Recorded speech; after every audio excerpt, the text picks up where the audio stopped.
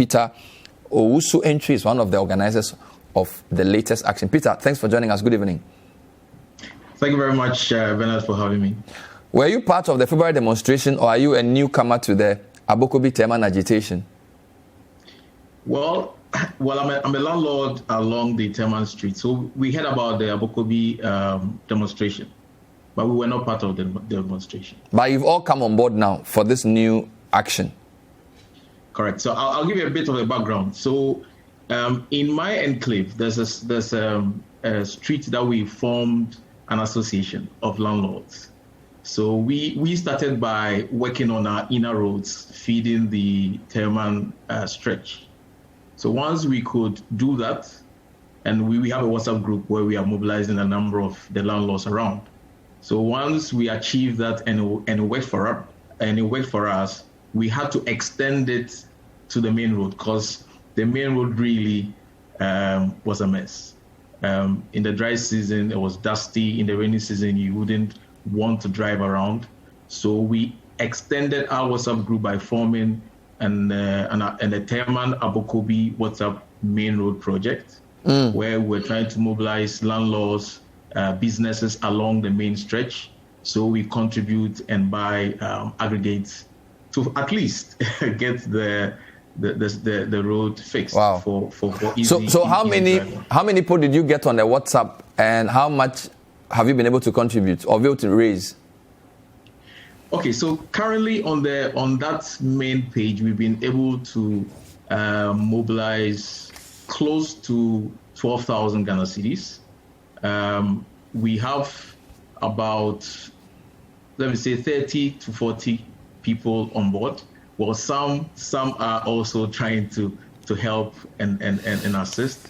So all in all, we are still mobilizing. We've put a couple of, I think, about 12 trips so far on the stretch, and then today we had the intervention of the assembly to support a spread.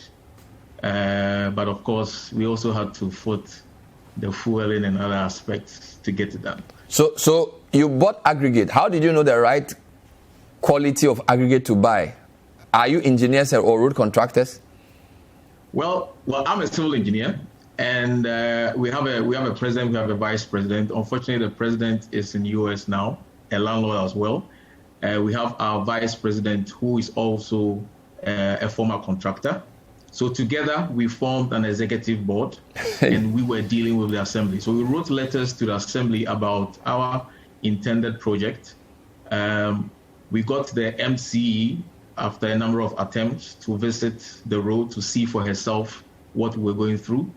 And together with the engineer, they advised that once we bring in the aggregates, they come and inspect before the spreading was done. So how long is the road, and how many trips of aggregates have you bought? Will it be enough to fix the road? Better at all. That is just a drop in the ocean. It's a long stretch. If you're speaking of just Teman Station to the junction leading to the assembly alone, is a long stretch. And what we are doing is just filling what we call rivers. Because once rivers.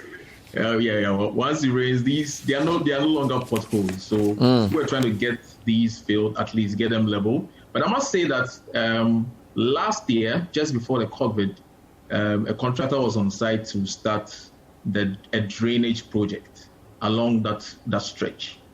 Once these drains were done, you realize that the road, the formation level of the road itself is below the invert of the drain. So once it rains, it collects on the stretch, and there's nowhere for the runoff to enter the drains, and that has been our. So it's worsening the situation.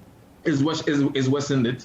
Until the road is done, we are going to be in a mess. But at least with what we have done, we can at least drive on let me say semi-wet. So what has the assembly done? Initially, we heard that they were asking you to pay for fuel and for manpower.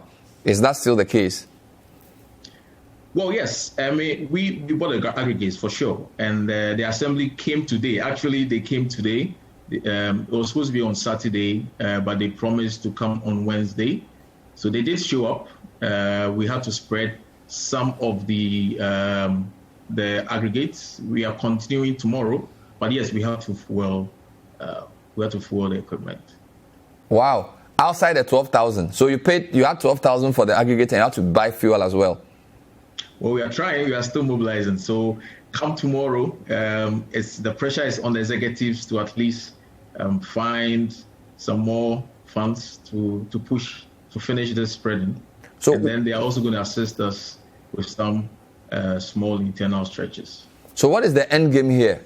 Are you trying to tell the assembly that you can do it yourself, or what are you trying to achieve? Well, we've tried on a number of occasions. We've tried on a number of occasions to speak to the assembly. Well, you saw from the demonstration, they did reply by saying that the road had been given out on contract, but that has been a number of years. So we couldn't sit and watch because it is expensive to buy a shock absorber than to buy. In fact, for some of the cars that are here, it's expensive to buy a shock absorber than to actually pay for a trip of aggregates. So we had to at least get it to a shape where we could enjoy the road, I mean, I don't even want to talk about business because I used to have a bakery on that stretch. I closed it down because I can't drive on these stretches to have a profitable business. So I closed it down. So these are sort of Will you still continue paying taxes now that you are fixing your own road?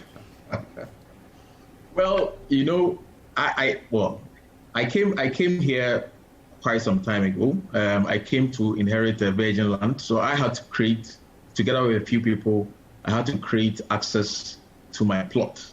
Once that was done, I mean, once development started catching up, we had to do a lot, even on those roads. But we take that responsibility because we use mainly those roads. But all right, for the main road, we've been crying we've been crying to the assembly, to whoever, to at least come and fix this, because this is a major road connecting a number of places.